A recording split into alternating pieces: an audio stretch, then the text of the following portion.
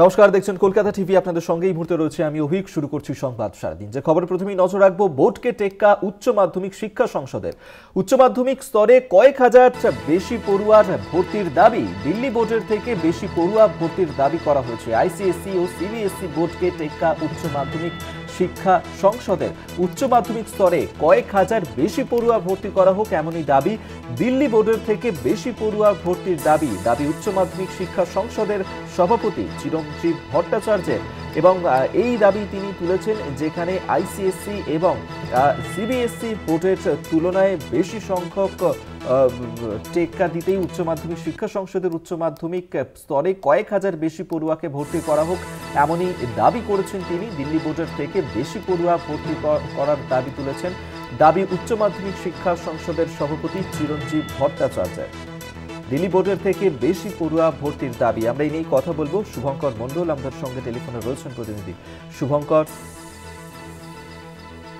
দেখো অভিক, জানিয়ে রাখি যে উচ্চ মাধ্যমিক শিক্ষা সংসদে এবছর নজিরবিহীন ঘটনা ঘটেছে। সেটি হচ্ছে যে একাদশে যে পরিমাণ পড়ুয়া ভর্তি হয়েছে, মাধ্যমিক পাশ করার পর 7,65,000-এর মতো প্রায় পাশ করেছিল।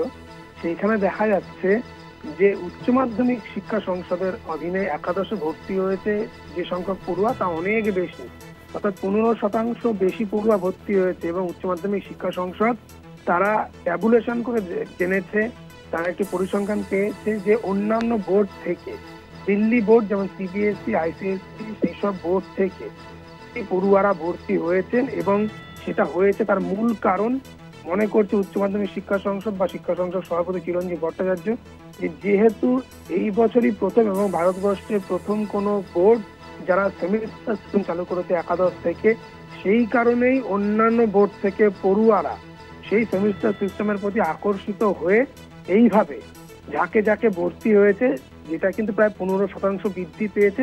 এবং সেখানে শুধুমাত্র অন্যান্য বোর্ডের পড়ুয়া নয়, দিল্লি বোর্ডের পড়ুয়া নয়, সেখানে উচ্চ মাধ্যমিক শিক্ষা সংসদ সুযোগ দিয়েছিল যারা পুরনো পড়ুয়ারা রয়েছেন, যারা মাধ্যমিক পাশ করেছেন অথচ একাদশে ভর্তি হয়নি, এর আগের বছরগুলোতে 2020, 21, 22, 23 এই সব বছরগুলোতে যারা ড্রপ আউট হয়েছে, তাদেরকে সুযোগ দিয়েছিল সেমিস্টার সিস্টেমে পড়াশোনা করার জন্য, নতুন করে রেজিস্ট্রেশন করা।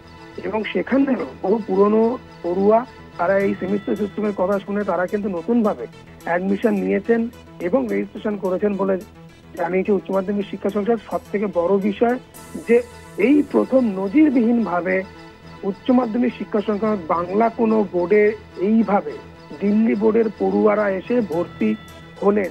কেননা এতদিন যাবত আমরা দেখতে পেয়েছি যে মাধ্যমিক থেকে যারা পাশ করেন অভিক, তাদের মধ্যে কিন্তু 10 থেকে 12% উচ্চ মাধ্যমিক স্তরে ভর্তি হতে এসে কমে যায় পড়ুয়া সংখ্যা, সেখানে 15% বৃদ্ধি পেয়েছে। এবং সেখানে দেখা যাচ্ছিল যে বাংলার বহু পড়ুয়া তারা দিল্লি বোর্ডে চলে যাচ্ছিল, সিবিএসসি, আইসিএসসি বোর্ডে চলে যাচ্ছিল মাধ্যমিক পাশের পর। এবং সেখানে দেখা যাচ্ছে উল্টো পুরাণ বা উলট পুরাণ, সেখানে দেখা যাচ্ছে সিবিএসসি, আইসিএসসি থেকে পড়ুয়ারা কিন্তু পাল্টা আসছেন, দিল্লি বোর্ড থেকে আসছেন বাংলা বোর্ডে। অর্থাৎ দেখা যাচ্ছে উচ্চ মাধ্যমিক শিক্ষা সংসদের পরিসংখ্যান অনুযায়ী এই বছর প্রথম পশ্চিমবঙ্গের ইতিহাসে এই বছর প্রথম দেখা গেল যে 15% পড়ুয়া বৃদ্ধি পেয়েছে।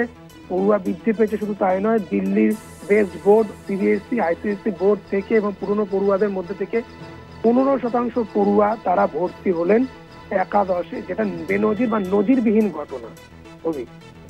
ধন্যবাদ তোমাকে শুভঙ্কর মন্ডল, আমাদের সঙ্গে টেলিফোনে ছিলেন প্রতিনিধি। যে দাবি তুলেছেন শিক্ষা সংসদের সভাপতি চিরঞ্জীব ভট্টাচার্য, তার সঙ্গে কথা বলেছিলাম আমরা টেলিফোনে। তিনি কি জানিয়েছেন শোনাবো আপনাদেরকে।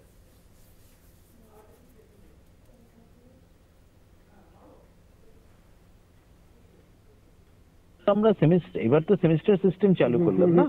সেমিস্টার সিস্টেম একটা মানে উৎসাহের একটা অবভিয়াসলি একটা অ্যাটমসফিয়ার জাস্ট করেছিল, বাতাবরণ তৈরি করেছিল সিস্টেম।